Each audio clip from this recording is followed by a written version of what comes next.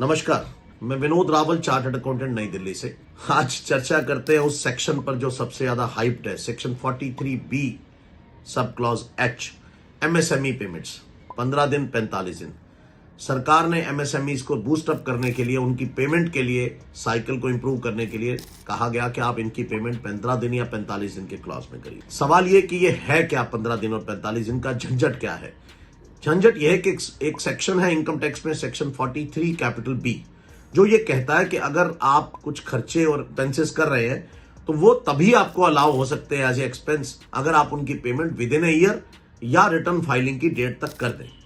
तो सरकार ने पिछले साल के बजट में उसके अंदर एक क्लॉज एच को डाला, जिसमें उन्होंने कहा कि जो एमएसएमई कंपनीज हैं उनको अगर आप इसके हिसाब से पेमेंट करेंगे तभी अलाउ होगा, और वो रिटर्न फाइलिंग की डेट तक नहीं, 31 मार्च तक। अब सवाल आता है कि इस सेक्शन को हैंडल कैसे किया जाए, क्योंकि अब तक आपको क्लैरिटी है कि क्या हुआ। तो 15 दिन ये उस केस में एप्लीकेबल है जब सामने वाला जो पार्टी है उसके साथ आपका कोई एग्रीमेंट नहीं है जिससे आप माल खरीदते हैं।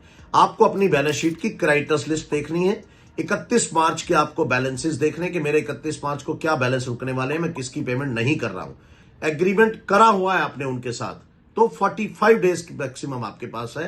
भले ही आपने एग्रीमेंट 90 दिन का, 60 दिन का, 75 दिन का किया हुआ, बट 45 डेज मैक्सिमम।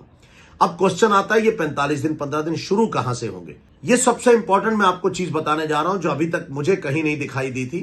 वो ये है कि एमएसएमई एक्ट को रेफर कर रहा है इनकम टैक्स एक्ट, और एमएसएमई एक्ट बात करता है एक अपॉइंटेड डे की। अपॉइंटेड डे बात करता है कि ये 15 दिन स्टार्ट होंगे एक्सेप्टेंस ऑफ गुड्स और सर्विसेज से।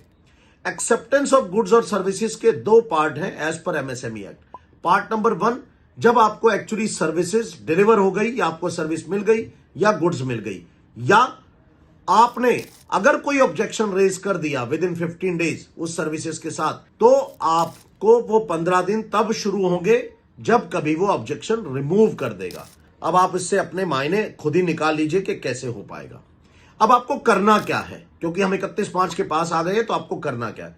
सबसे पहले आप जो सामने आपका कस्टमर है, आप उससे उसका एमएसएमई का मांगिए सर्टिफिकेट, मेल करिए, चिट्ठी डालिए, मेल करिए और मंगवा लीजिए। वो आपको सर्टिफिकेट भेज देगा, उसको चेक करिए वो माइक्रो है, स्मॉल है या मीडियम है। अगर वो मीडियम है तो उसको बिल्कुल बाहर कर दीजिए।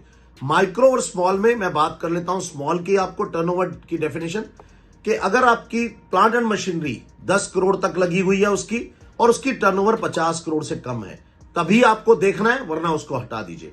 अगर वो ट्रेडर है तो अभी तक के व्यू के हिसाब से आप उसको हटा दीजिए। सिर्फ मैन्युफैक्चरर जो है वही एमएसएमई एक्ट के अंदर डेफिनेशन में कवर्ड है। देन उसके बाद आप ये देखिए कि क्या उसकी पेमेंट 31 मार्च को रुक रही है।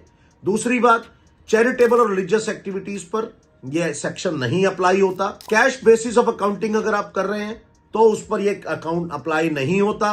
उसके बाद अगर आप प्रिजम्पटिव स्कीम में रिटर्न फाइल करते हैं, आईटीआर 44AD यूज करते हैं, तो भी आप पर यह अप्लाई नहीं होता। और मैंने आपको एक्सेप्टेंस ऑफ बिल्स का बता दिया है। इन सब बातों का आप ध्यान रखिए, तो आप एमएसएमई एक्ट के इस चंगुल से आप बच सकते हैं, और आप जो है बड़े आराम से अपनी बैलेंस शीट को ड्राफ्ट कर सकते हैं। उसमें कोई किसी तरह का एडिशन नहीं होगा। Thank you.